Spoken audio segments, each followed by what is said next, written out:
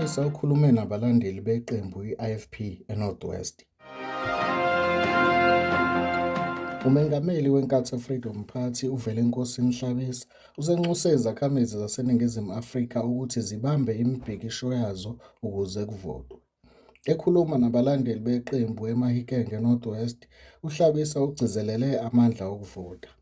Ukwesekwa kwe-IFP esifundazweni kuyehla kusukela okhethweni lokuqala lwentando yabantu yango-1994. Leli qembu lathola amavoti angaphezudlwana kuka-7,000 esifundazweni, elabe selincipha ngaphansi kwenkulungwane okhethweni lokugcina likazwelonke nolwesifundazwe olwalungo-2019.